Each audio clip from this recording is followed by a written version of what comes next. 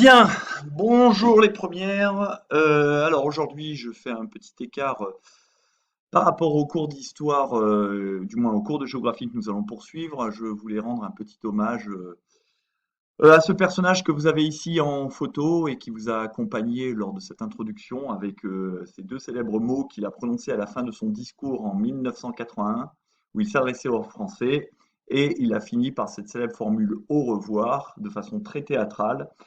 Il s'est levé et a quitté la salle où il faisait son discours face aux caméras de télévision, accompagné de la Marseillaise. Donc une façon assez théâtrale de quitter le pouvoir et qui est devenu un peu cultissime aujourd'hui. Et donc ce personnage, vous avez dû en entendre parler, hein, c'est le président Valéry Giscard d'Estaing, qui est décédé le 2 décembre, donc de la Covid-19, à l'âge canonique de 94 ans. Donc je ne sais pas si vous en aviez entendu parler, hein, mais ce personnage est le troisième président de la Ve République, hein, qui avait succédé à tour De Gaulle puis Georges Pompidou, hein. Donc il avait été élu suite au décès du président Georges Pompidou pendant son mandat. Il avait été élu en 1974 et il a fait un septennat, puisqu'à l'époque c'était un septennat, qui a duré jusqu'en 1981 où il a été battu par le président socialiste François Mitterrand. Donc ce Valéry Giscard d'Estaing, c'était le plus jeune président de la Ve République, hein. Il a détenu ce record jusqu'à l'élection du président Macron. Et c'est également le dernier président, hein, qui était encore vivant, qui avait connu la Seconde Guerre mondiale et surtout qui s'était battu pendant la Seconde Guerre mondiale. Il avait participé aux 6 derniers mois, notamment se battant en Allemagne au risque de sa vie. Donc ça avait fait de lui un fervent défenseur du pacifisme et notamment de l'amitié franco-allemande, hein, au sein de la construction européenne. Et ce Valéry Giscard d'Estaing, il a œuvré à la modernité, à la modernisation, pardon, de la France. Et c'est sous son mandat qu'ont été votées des lois très importantes, notamment dans le domaine sociétal, avec par exemple la légalisation de l'interruption volontaire de grossesse, ce qu'on abrège par les lettres IVG, qui avait été défendue par la ministre Simone Veil en 1975, permettant ainsi aux femmes de pouvoir choisir de porter ou non un enfant, et donc de ne pas être obligé d'avorter de façon clandestine. Euh, c'est lui également qui a introduit le divorce par consentement mutuel, c'est-à-dire qu'on n'était plus obligé de divorcer uniquement par faute grave commise par l'un des membres du couple. De même, il a permis une certaine émancipation des femmes, hein. Dorénavant, ils n'étaient plus obligés de demander l'autorisation à leur mari pour ouvrir un compte en banque, par exemple, ce qui montrait que jusqu'alors, elles étaient quand même sous domination masculine. C'est grâce à lui également que vous pourrez devenir majeur à l'âge de 18 ans, puisque avant on devenait majeur à 21 ans. Donc c'est sous son mandat que la majorité a été abaissée à 18 ans. Et il a également beaucoup œuvré à la construction européenne. Alors bon, comme tous les gens qui sont morts, hein, aujourd'hui on ne dit que des choses positives sur lui, hein, mais s'il n'a pas été réélu en 1981, c'est que son mandat ne s'est pas aussi bien fini qu'il avait commencé, hein. Il s'est un peu raidi sur les questions sociétales d'ailleurs. Il a exercé un pouvoir de façon plus autoritaire et la France a, sous son mandat, commencé à être touchée par la crise économique. Et de ce fait, eh bien, il a été vaincu en 1981. Mais bon, c'était le moyen aujourd'hui de lui rendre hommage. Et maintenant, nous allons retourner à notre cours de géographie. Alors, concernant la géographie, nous sommes dans le petit 2, hein, le poids des métropoles dans le monde. Du moins, vous deviez commencer à travailler sur une activité autour d'une des 4 villes que j'avais mis en exemple, hein. Et vous deviez donc montrer sous la forme que vous souhaitez, hein, les points communs et les différences en termes de transformation, de fragmentation et de réponses éventuelles entre les villes brésiliennes étudiées jusqu'à présent, hein, donc notamment Rio, Sao Paulo, et la ville sur laquelle vous avez travaillé. Alors, vous aviez le choix entre Istanbul, Le Caire, Mumbai, Londres. Donc, vous avez choisi la ville que vous souhaitez. Mais après, il fallait donc essayer de trouver des points communs avec notamment la ville de Sao Paulo, qui est une des métropoles mondiales et même la seule grande métropole mondiale brésilienne. Donc, si vous avez travaillé attentivement, vous avez dû remarquer que les métropoles, quelles qu'elles soient, hein, concentrent les activités et la richesse produite. et les plus importantes ont un PUB, c'est-à-dire un produit urbain brut, hein, on l'a défini lors du dernier cours, hein, donc l'équivalent du PIB à l'échelle d'une ville. Eh bien, les villes les plus importantes ont un PUB supérieur au PIB de certains pays dans le monde. Par exemple, vous avez dû voir ceux qui ont travaillé sur Mumbai, donc Bombay, que cette ville a le premier produit urbain brut, c'est-à-dire PUB de l'Inde, et que son PUB est supérieur au PIB, par exemple, d'un pays comme le Portugal. Ça veut dire qu'il y a plus de richesse à Bombay que pour tout le pays du Portugal. De même, la seule ville de Bombay est plus riche, par exemple, que le Bangladesh voisin. Elle a un PUB qui est équivalent au PIB du Pakistan. Donc cela montre vraiment la richesse des métropoles, donc qui concentrent vraiment de très hauts revenus et de nombreuses richesses. Ces grandes métropoles concentrent également des activités dans le domaine de l'innovation. C'est par exemple le cas à Sao Paulo, mais aussi à Londres et de plus en plus à Istanbul. Donc l'innovation, ça peut être par exemple dans le domaine des nouvelles technologies, l'informatique, la recherche biomoléculaire. Voilà, ce sont des domaines de l'innovation. Euh, Ensuite, les grandes métropoles concentrent ce qu'on appelle les lieux de puissance. Ça, vous avez dû le voir, hein, c'est le cas, vous le savez, pour Sao Paulo. Eh bien, elles concentrent les lieux de puissance et notamment les lieux de puissance financière. Par exemple, il y a les places boursières, hein, notamment comment dire, Wall Street, c'est-à-dire New York Stock Exchange de son vrai nom à New York. Vous avez ici la photographie de ce qu'on appelle le quartier des affaires de Londres, qu'on connaît sous le nom de la City.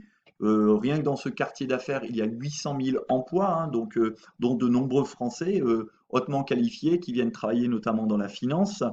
Donc, on a des places boursières de rayonnement mondial, hein, donc comme à Londres ou New York ou Paris, et d'autres qui ont un rayonnement plus régional, comme Mumbai en Inde ou Le Caire en Égypte ou Sao Paulo au Brésil. Ces grands quartiers d'affaires sont facilement reconnaissables, hein, puisqu'ils sont marqués par ces gratte-ciel, hein, qui créent une forme d'uniformisation des grandes métropoles. Et ils concentrent dans ces quartiers d'affaires donc les bourses, les grandes banques, les sièges sociaux des FTN, c'est-à-dire des firmes transnationales, hein, ces compagnies qui ont des filiales dans le monde entier. Et puis, comme ces quartiers d'affaires se développent de plus en plus, ils ont besoin de davantage de place. Et dans des villes comme à Londres, on va créer de nouveaux CBD, c'est-à-dire Central Business District, c'est le nom anglais ou américain du quartier des affaires, donc le quartier central des affaires, si vous voulez. Et par exemple à Londres, en dehors de la City, que vous voyez ici à l'arrière-plan, eh bien, il y a le nouveau quartier d'affaires qui a été créé, qui s'appelle Canary Wharf, qui contribue au développement des affaires dans cette capitale, dans cette métropole. Ces quartiers d'affaires se développent également à Istanbul, en Turquie ou à Mumbai, donc en Inde, notamment en raison de la forte croissance urbaine et de la métropolisation toujours plus importante. Donc ici, dans la City, hein, à Londres, à Canary Wharf, je vous parlais des grandes banques, hein. Vous voyez par exemple le siège d'HSBC, hein, la Hong Kong and Shanghai Banking Corporation, donc une banque anglaise qui a été créée au moment de l'intervention des Anglais en Chine. Et ici, vous avez la Barclays, qui est l'une des premières compagnies d'assurance mondiale. Alors ici, par exemple, vous avez le quartier d'affaires du Levant à Istanbul. Donc on reconnaît toujours ce type d'architecture, hein, des grands buildings. Ici, vous avez le complexe Bandra Kurla, qui est le quartier d'affaires à Mumbai, donc en Inde. Et ici, vous avez le quartier d'affaires de Sao Paulo. Donc vous voyez vraiment, hein, toujours le même type d'architecture. Euh, Ensuite, les grandes métropoles, en dehors du côté financier et économique, elles rayonnent dans ce qu'on appelle le domaine culturel. Par exemple, dans le monde arabe, ben, vous avez la cité du Caire, qui rayonne dans les domaines de la musique arabe, dans le domaine de l'édition, c'est-à-dire la publication d'ouvrages, dans le domaine du cinéma et également dans le domaine de la religion. Et par exemple, vous trouvez au Caire l'université Al-Azhar, qui est l'une des universités les plus importantes du monde musulman sunnite, et d'où certaines directives qui sont appliquées dans l'ensemble du monde musulman. Ici, vous avez le centre de création cinématographique de Mumbai, hein, qu'on appelle Bollywood, par, euh, par, dire, par mimétisme avec Hollywood, hein, qui est le principal usine cinématographique américaine, si on peut. Et ces studios sont particulièrement productifs, hein, les studios de Bollywood, puisqu'on considère que ce sont les Indiens qui produisent le plus de films et notamment de séries dans le monde, devant les Américains et devant Hollywood. Donc on est toujours dans le rayonnement culturel. Si on poursuit, eh bien, ce rayonnement culturel, il se voit à travers également l'existence de musées extrêmement célèbres mondialement. Là, ici, je suis à Londres avec le célèbre British Museum, donc musée national anglais. Également, dans ces grandes métropoles, sont organisés des événements planétaires, comme ça a été le cas au Brésil avec Rio qui a organisé la Coupe du Monde de football en 2014, ainsi que les Jeux Olympiques Rio 2016 euh, en 2016 donc. Euh, des expositions universelles également sont organisées, hein, par ces grandes métropoles.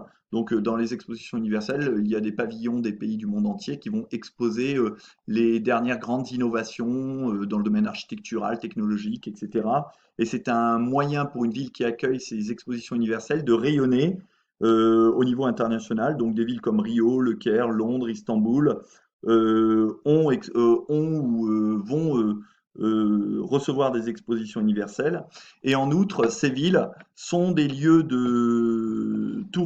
touristiques majeurs, hein. Par exemple, ici, vous avez le cas de la célèbre basilique Sainte-Sophie à Istanbul, hein, que le président Erdogan a rendu récemment au culte musulman, alors que jusqu'à présent c'était un musée, parce que pendant longtemps ça avait été une basilique chrétienne. Eh bien, donc c'est un important lieu touristique. D'autres importants lieux touristiques, bah, ici, je vous ai mis le London Bridge à Londres, les pyramides de Gizeh au Caire. Donc, toutes ces grandes métropoles, j'aurais pu vous mettre aussi la plage de Copacabana, par exemple, au Brésil, ou avec le pain de sucre. Toutes ces grandes métropoles sont des destinations touristiques majeures. Alors, vous le savez, hein, certaines de ces métropoles sont également des capitales politiques et vont concentrer les sièges de gouvernements nationaux. C'est le cas parmi les villes que je vous ai euh, demandé de traiter. Par exemple, c'est le cas de Londres, évidemment. C'est le cas de la ville du Caire, également en Égypte. Par contre, Mumbai comme Istanbul ne sont pas capitales, bien que ce soit les villes les plus importantes de leur pays. Donc ces grandes métropoles sont au cœur de réseaux de transport modernes. Pardon. Londres est ce qu'on appelle un hub, hein, donc un nœud de communication au niveau mondial, hein, donc avec de très grands aéroports, de très grandes gares, qui permettent de dispatcher les vols, de dispatcher les visiteurs dans différentes directions. Euh, Ce développement économique va entraîner la construction de nouveaux aéroports internationaux, hein.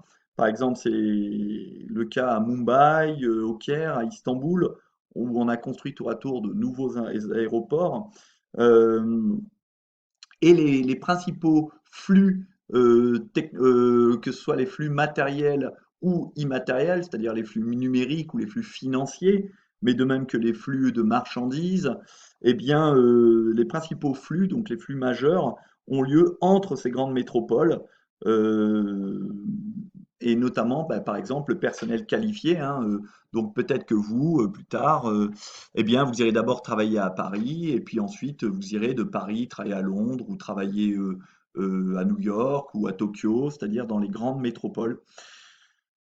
Et ces grandes métropoles fonctionnent en réseau, et vous l'avez déjà vu lors d'une carte précédente, hein, elles fonctionnent au sein de ce qu'on appelle l'AMM, hein, c'est-à-dire l'archipel métropolitain mondial, hein. Donc ces grandes métropoles au niveau mondial qui sont connectées les unes aux autres et qui concentrent l'essentiel des flux.